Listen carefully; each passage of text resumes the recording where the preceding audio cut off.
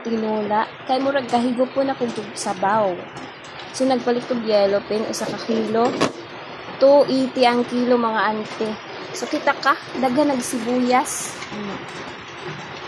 Ano sibuyas, luya og siling green. Siling espada ba? So dire nag-init ko og mantika. Nang akong pritohon ako gimarinate. Lami man jud na kung i-marinate nimo, diba? Ibabad nimo biskan pila na ka minuto. Lami na siya. Morning katong sa ako, gipalit na usa ka kilo ngayon lutin.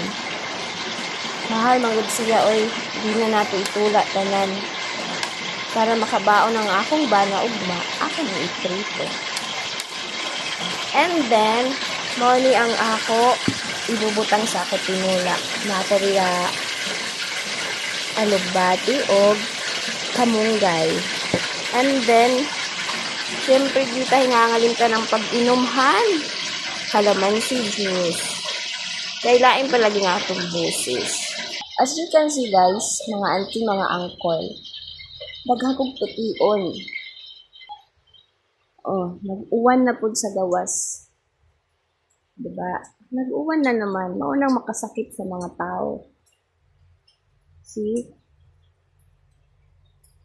Dili pa manggod kaya sa ako lawas na magtrabaho daghan kay di pa jud ko officially okay. So ugma na ng mga tupion dira.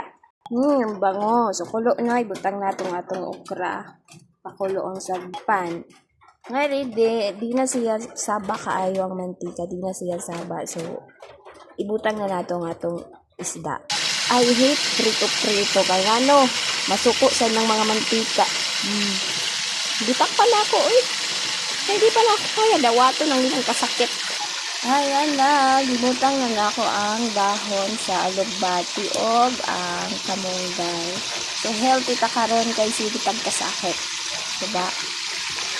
Wow, panuli hanggang maluto na. Goodbye, Madam People. See you sa ating engagement time.